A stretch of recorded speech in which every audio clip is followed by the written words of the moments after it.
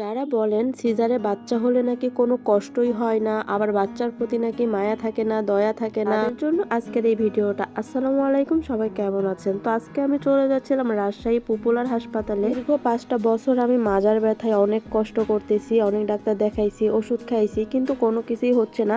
তো শেষে আমি চলে যাচ্ছিলাম রাজশাহী পপুলার হাসপাতালে, ওইখানে ডাক্তার দেখানোর জন্য। দেখা যাক কি হয়, মনের মধ্যে অনেকটা আশা নিয়ে যাচ্ছিলাম, কারণ মাজার ব্যথা যে এতটা কষ্ট সেটা যদি আমার না হইতো তাহলে আমি কখনোই বুঝতে পারতাম না। আমার এই তীব্র ব্যথাটা শুরু হয় সিজারের পর থেকে। সিজারের আগে কিন্তু আমি অনেক ভালো ছিলাম, আমার কোনো মাজার সমস্যা ছিল না। সিজারের পরে কিছুদিন অনেক ভালো ছিলাম, তারপর থেকে যে কি হলো আমি জানি না। এই যে ব্যথা শুরু হয়েছে এই পর্যন্ত আসলাম, পুরো ডাক্তার দেখাইছি, তার পাশাপাশি অনেক মেডিসিনও খাইছি, তো কোনো কিছুই হচ্ছিল না। শেষে আমি যেখান থেকে সিজার করেছিলাম সেইখানেও গিয়েছিলাম আমি। সেইখানে যাওয়ার পরে আমাকে এক্স-রে দেয়, কিন্তু এক্স-রেতে কোনো কিছুই ধরা পড়ে নাই। 2বার করে আমি এক্স-রে করেছিলাম, এক্স-রেতে কিছু ধরা পড়েনি। তখনই আমাকে এমআরআই দিছিল, তার পাশাপাশি কিছু ওষুধ দিয়েছিল, কিন্তু ওষুধ খাওয়ার পরে আমার কোনো কিছুই হয় নাই। আমি কোনো উপায় না পেয়ে চলে আসলাম রাজশাহী পপুলারে। এখানে নাকি অনেক ভালো ডাক্তার বসে, তো এখানে দেখাই দেখি কি হয়। অনেকক্ষণ অপেক্ষার পরে এই তো ডাক্তারের চেম্বারে চলে আসলাম। তো অনেক পরিমাণে টেনশন হচ্ছিল যে আসলে কি হবে, আমি বুঝতে পারতেছিলাম না। আসলে 5টা বছর অনেক দিনের কথা, অনেক কষ্ট করেছি, আর সহ্য করার মতো কোনো ক্ষমতা আমার নাই। ডাক্তারকে সবকিছু বলার পরে উনি তো আমাকে এমআরআই দিছে, এক্স-রে দিছে, তার পাশাপাশি আরো অনেকগুলো টেস্ট দিছে। মোট আমাকে 7টা টেস্ট দিয়েছিল। আমরা সরাসরি কাউন্টারে চলে আসি। এইখানে আসার পরে দেখি 14,000 টাকা লাগবে আমার এই টেস্টগুলো করাইতে। আসলে অনেকগুলো টেস্ট দিয়েছিল, যেহেতু আমার সমস্যাটা পা, মাজা, ঘাড়, মানে অনেক সমস্যাই ছিল, যার কারণে অনেকগুলো টেস্ট দিয়েছে। তো এখানে আমরা এমআরআই করার জন্য এখানে ফাইলটা জমা দেই। তারপরে আমরা আরো টেস্ট করাইতে চলে আসলাম এখানে আসার পরে তো আমার রক্ত লাগবে বললো, তখন রক্ত নিচ্ছিল, আর আমার হাতে রগই খুঁজে পাচ্ছিল না। তো এই হাতে রক্ত খুঁজে পাচ্ছিল না, পরে আবার এই হাত থেকে নিল। রক্ত নেয় জানি, কিন্তু 1 সিরিঞ্জ রক্ত নেই সেটা আমি জানতাম না। 1 সিরিঞ্জ রক্ত নিয়ে নিয়েছে, আমি তো পরে অবাক হয়ে গিয়েছিলাম। আসলে এই 1 সিরিঞ্জ রক্ত দিয়ে অনেকগুলো টেস্ট হবে, যার কারণে এতগুলো রক্ত নিল।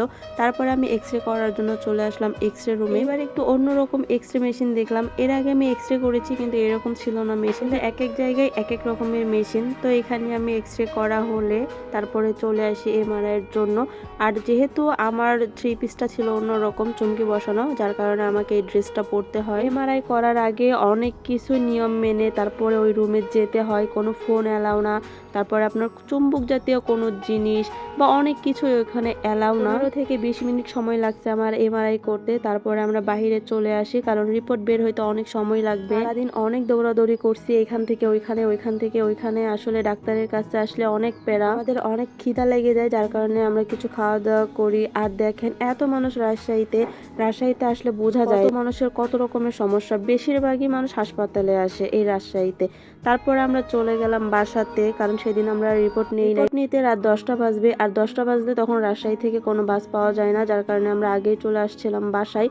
তারপরের দিন শুক্রবার ছিল, সেই দিন বন্ধ ছিল। তারপরের দিন শনিবারে আমরা যাই রিপোর্ট আনার জন্য। তারপরে এক্স-রে রিপোর্ট আগে তুলি, এইটা তুলতে বেশি সময় লাগে নাই। তারপরে হচ্ছে আমার এমআরআই রিপোর্ট তুলতে হবে। আরেকটা রিপোর্ট আছে যেটা 1 সপ্তাহ পরে বের হবে, এটা এখন আমি আর পাবো না। তো আমি এখানে বসেছিলাম, বাবুর আব্বু গিয়েছিল এমআরআই রিপোর্ট আনতে। ফাইনালি এমআরআই রিপোর্ট আমি পেয়ে গিয়েছি। তো এত পরিমাণে টেনশনও লাগতেছিল, আবার ভালোও লাগছিল। আসলে টেনশনের কথা কি বলবো, একটা মানুষের একটা রোগ হলে সেই মানুষটাই বলতে পারে যে আসলে কষ্ট কাকে বলে। রিপোর্ট পাওয়ার পরে আমরা ডাক্তারকে দেখাই, ডাক্তারকে দেখানোর পরে আমার কোনো সমস্যাই ধরা পড়েনি। রক্ত প্লাস এক্স-রে প্লাস এমআরআই সবকিছু রিপোর্টই নর্মাল ছিল, কিন্তু আমার কথা হচ্ছে তাহলে ব্যথাটা কিসের।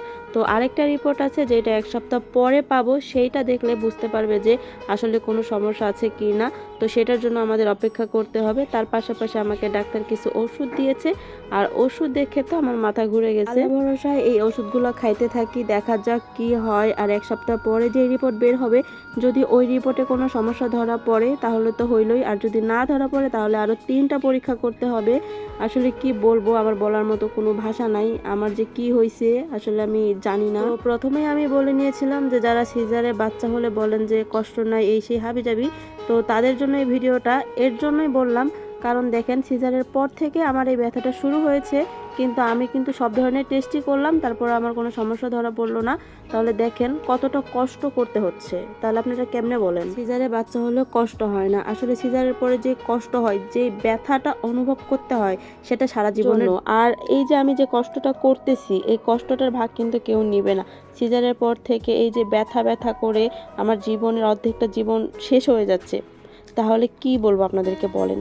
এই যে ব্যথাটা, তাহলে এই ব্যথাটা কিসের? অবশ্যই এটা সিজারের, হয়তোবা কোনো না কোনো সমস্যা আছে যেটা ধরা পড়তেছে না, জানি না সেটা কবে ধরা পড়বে। তো আমার জন্য সবাই দোয়া করবেন, আর সবাই মন থেকে দোয়া করবেন যেন আমি তাড়াতাড়ি সুস্থ হয়ে যাই আর আমার সমস্যাটা যেন তাদের ধরা পড়ে।